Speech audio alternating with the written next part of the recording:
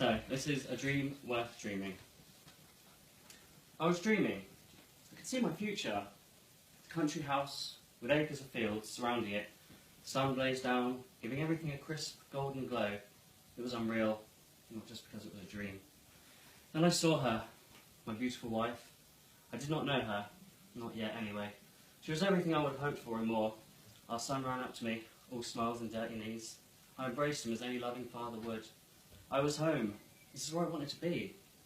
I spoke too soon, and woke with a jolt, and a sudden realisation that this was not to be. Reality was a cruel mistress. My apartment was pitch black. My eyes were still adjusting to the darkness.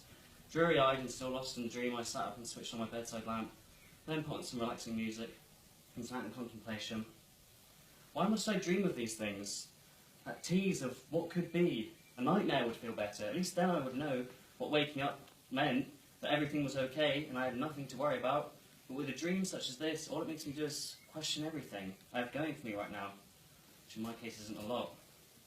I went to the kitchen and made myself a strong coffee. As the kettle boiled loudly, I had awoken the other member of the apartment, Mr. Fluffletail, the cat. I did not choose this name. The honour of that goes to my ex-girlfriend who bought him for me as a moving-in present. He was all I had left of her now, I thought, as I gave him a reassuring stroke. The most interesting aspect of my life, I would say, though, was that I was a semi-decent writer. Not that it had any impact on my life, or it gained me fame or fortune, but it was something I was proud of being able to do. I'm not one for sports, and I've never picked up an instrument in my life or gained any skill that could be used in any form of a workman's trade, so writing it was. I sat down at my favourite chair, a luxurious leather, comforting joy. I turned on my laptop, and the bright white glow hit my eyes, like a full beam of headlights coming towards me. I knew I wanted to write something, I just did not know what about yet. I thought about writing something to do with my dream. The perfect man in the perfect house with a beautiful wife and wonderful son.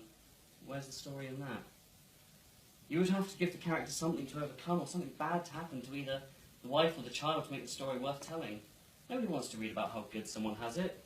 We as people, for some reason, need conflict and drama to put our own lives into perspective, so we can be thankful for what we have. Don't get me wrong, I am of course thankful for what I do have, a roof over my head, a job, and an unconditionally loving cat, provided I feed him the right things, of course. So why do we still dream of a brighter future, and why can we never be fully satisfied with what is right in front of us? That is simple. Human beings are flawed. We're always trying to reach the next plateau or find out what is just over the hill, where the grass is greener and the sun is brighter. It is of course a pipe dream for many, and thousands of people will stay in the same place for years, never travelling, never experiencing all that life has to offer. It's a shame.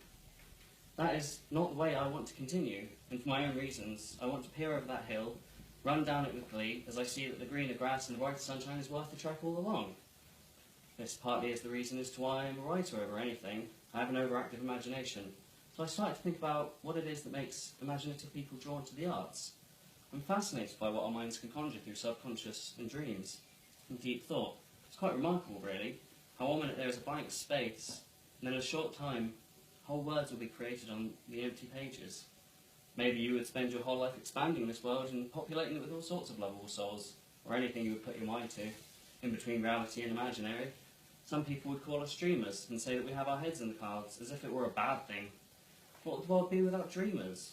You need minds with strong ties to fantasy and fiction, because sometimes reality is too much to bear. Loved ones die, friends become ill, and pets get buried.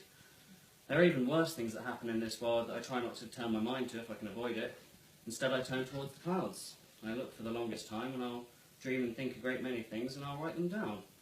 That night I crafted a tale that I would hope would someday bring joy to millions, change someone's life, or help a budding writer think to themselves that they could go and do this, you know. That's how it was for me. Whether my own dream of owning the country home with a wife and son comes true or not, I would feel positive in my life knowing that I had inspired just one person to follow their dreams as I do mine.